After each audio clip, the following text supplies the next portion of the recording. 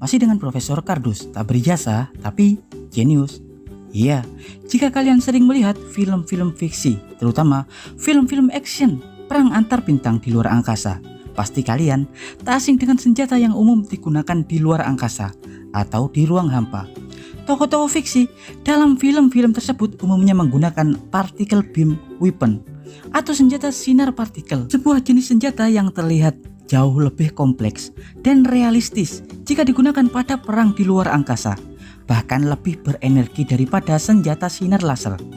Ya, dalam konten sebelumnya Profesor Kardus pernah mengulas bagaimana senjata laser bekerja.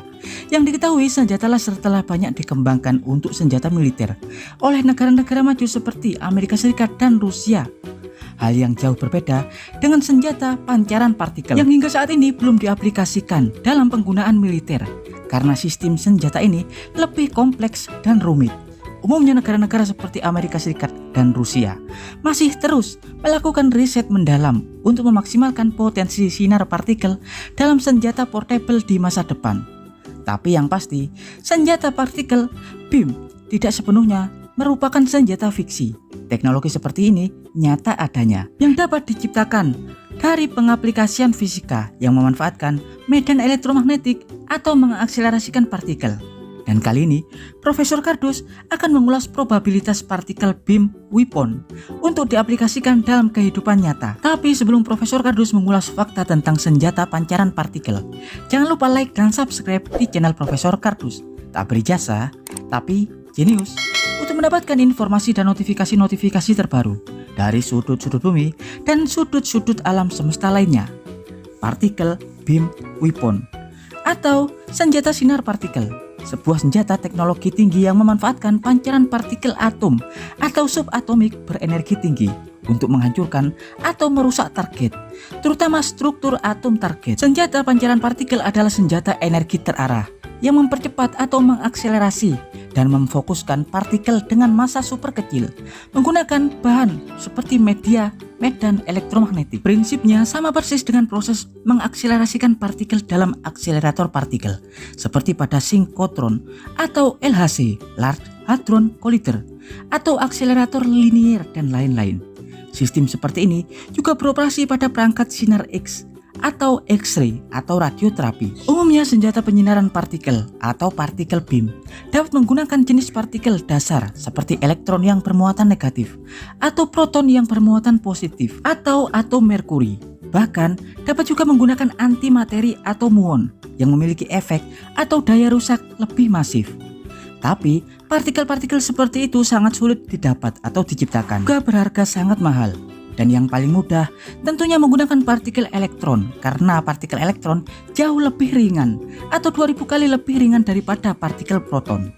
Partikel elektron dapat dipercepat jauh lebih tinggi daripada proton karena struktur partikelnya lebih ringan.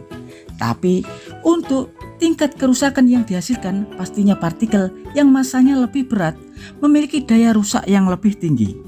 Ya, perbedaan mendasar antara senjata laser dengan particle beam adalah bahan dan proses yang dipakai.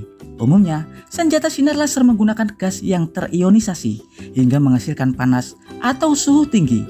Gas terionisasi tersebut yang akan ditembakkan atau dipancarkan ke target hingga membakar target dengan gas panas yang dipancarkan.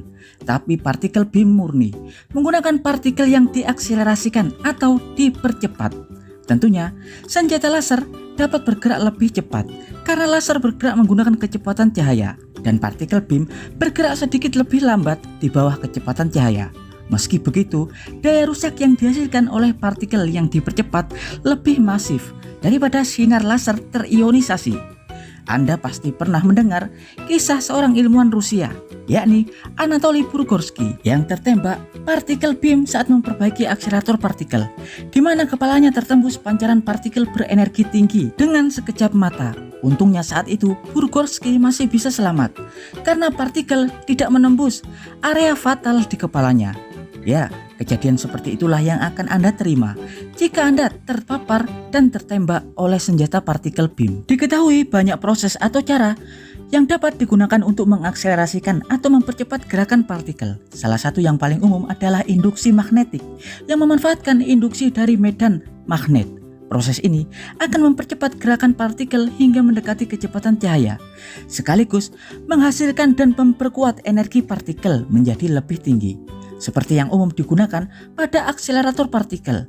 Tapi untuk saat ini perangkat seperti ini tidak bisa dibuat dengan ukuran yang lebih kecil, ringkas, dan ringan. Karena mengakselerasikan partikel dengan kecepatan tinggi membutuhkan jaringan perangkat atau mesin besar, terutama perangkat superkonduktor elektromagnetik yang mampu membuat jalur partikel dalam keadaan vakum dengan suhu minus 271,3 derajat Celcius, setara seperti di luar angkasa. Akselerator-akselerator yang saat ini digunakan, seperti akselerator di LHC, memiliki panjang hingga puluhan kilometer yang sangat berat dengan ukuran yang sangat besar, juga berbiaya super besar.